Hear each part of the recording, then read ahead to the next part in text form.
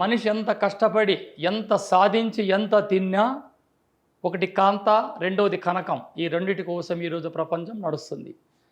ఇక కాంతని సేవించడం ఈరోజు మానవులకి సాధ్యం ఎందుకు కాలేకపోతుంది? తినే ఆహారం ఈరోజు మీకు సరైనది కాదు. మాంసము తిన్నా, చేపలు తిన్నా, ఎన్నో వచ్చాయి, చెత్త కార్యక్రమాలన్నీ వచ్చాయి. ఈరోజు మానవ జీవితం అతలాకుతలమవుతుంది. వీటి కోసం ఒక చక్కటి వంటిల్లే వైద్యశాల అనే కార్యక్రమంలో ఈరోజు చక్కటి మనం ఆహారంగా తీసుకున్న మినుముల గురించి ఒక అద్భుతాన్ని ఈరోజు మీకు నేను చెప్పడం జరిగింది. దేనికవి? మానవ శరీరంలో వీర్యకణాలు ఉత్పత్తి కావాలంటే ఏ మందులు, బిళ్ళలు, చూర్ణాలు సేవించే అవసరం లేదు. మహనీయులు ఎంతో అద్భుతంగా చెప్పారు.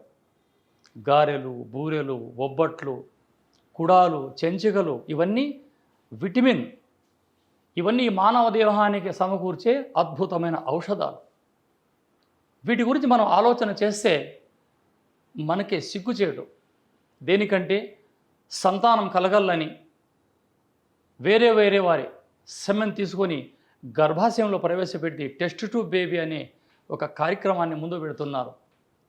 ఒకవేళ అలా చేసి ఆ గర్భంలో ఒక శిశువు జన్మించవచ్చు, కానీ ఆ కుటుంబంలో వచ్చే జీన్స్ ఆ వ్యక్తికి రాదు. కాబట్టి మన పిల్లలు, మన శరీరం, మన జీన్స్, మన దేహం, మన భార్య, ఇలా ముందుకు తీసుకెళ్తే మనం ఎంతో అద్భుతం. వాటి కోసం మనం ఏం చేయాలా? వంటింట్లో దొరికే మినుములు, ఇలా మినుములు తీసుకొని స్టవ్ ఆన్ చేసి, చూసారా, ఇలా కొద్దిగా నెయ్యి తీసుకొని కొద్దిగా చక్కటి నెయ్యి ఇలా వేపుడు చేస్తూ, ఇలా మనం దూరగా వేయించిన మినుములను, స్టవ్ వేడెక్కింది, ఇక మినుములు అలా సువాసనతో, కమ్మటి నెయ్యి సువాసనతో ఇలా రోస్ట్ జరుగుతున్నాయి. ఇలా ఒక్కసారి చేసుకున్న మినుములు 1 నెల రోజులు మాత్రమే ఈ సేవించాల.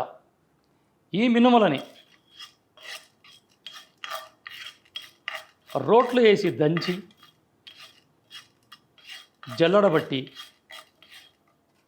ఈ యొక్క చూర్ణాన్ని ప్రతిరోజు ఆ ఇంటి ఇల్లాలు డేట్ వచ్చిన 5వ దినం మనం తెలుసుకొని ఈ యొక్క చూర్ణాన్ని వేడివేడి పాలల్లో 1 స్పూన్ అలా కలుపుకొని 21 రోజులు మనం సేవిస్తూ, శృంగార పురుషులైతే మీ వీర్యం చిక్కబడి ఈ 5వ రోజు డేట్ వచ్చిన తర్వాత దీన్ని ఎందుకు వాడాలంటే ఆ 5వ రోజు ఇంక 15వ రోజు వరకు ఆ మహాతలి గర్భం తెరుచుకోవడం, మూయడం, ఇది సృష్టి ధర్మం. అప్పుడైతే ఈ యొక్క మినుములతో సేవించిన చూర్ణాన్ని పాలలో పురుషుడు సేవిస్తే ఆ యొక్క శరీరం అగ్నితత్వంగా మారి మంచి శృంగార పురుషుడై ఆ గర్భం నిల్చడానికి ఈ వ్యక్తి దోహదపడతాడు. ఇది మామాట కాదు, మహర్షులు, వాగ్భటాచార్యుల వారు, పులిపాని గారు, అగస్త్యుల వారు, రసరత్నాకర వారు, వీళ్ళందరూ వారి గ్రంథాల్లో చెప్పిన అద్భుతమైన విషయం. ఈరోజు ఇవన్నీ చెప్పడం లేక మానవాళి అదుపు తప్పి మృత్యువాత పడుతున్నారు. సంతానం కాలేదని చెడ్డ పనులు చేసుకుంటూ ఉరిపోసుకొని మరి సస్తున్నారు. దేనికోసం? సంతానం లేకపోతే ఆ తల్లికి విలువ లేదని పూర్వీకులు ఏమో మాట్లాడతారు కదా. వీటన్నిటికీ సమాధానం ఒక్కటే, మనం వేయించుకున్న మినపప్పు చూర్ణం. ఇవి సేవిస్తూ మీరు ఆరోగ్యంగా ఉంటారు. వీటి వల్ల మోకాలు నొప్పులు కానీ, దాబనడిసే గస్స, గుండెల్లో పట్టుకోవడం, మతి చంచలం, మాట్లాడుతూ ఉంటే మర్చిపోతూ ఉంటారు, ఆ సమస్యలను దూరమై కండపుష్టిగా మారి మనిషి దేహ దృఢత్వంగా మారుతారు. పూర్వీకులు వీటితో చేసిన స్వీట్లు తింటుండ్రి, వీటితో చేసిన చెంచికలు, లడ్డూలు ఎన్నో తింటుండ్రి. కానీ ఈరోజు అవన్నీ మన మురుగారిపోయినాయి. ఈరోజు ప్రాచీన కాలంలో వీక్లీ, వారానికి ఒక్కసారి మన ఇంట్లో తిరువాణిచారు అని చేస్తుంది. ఈరోజు ఎంతమందికి తెలిసింది తిరువాణిచారు? అసలు దాని పేరే తెలియదు, ఏదంటే కొత్త పేరు అంటారు.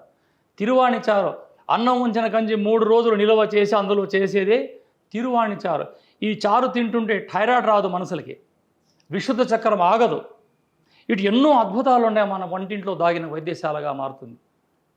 ఏ రోజైతే మన అమ్మలని హాస్టల్లో పంపిస్తున్నామో, వృద్ధాశ్రమం పంపిస్తున్నామో, ఇటువంటి చేసేవారందరూ మురుగయ్యాయి.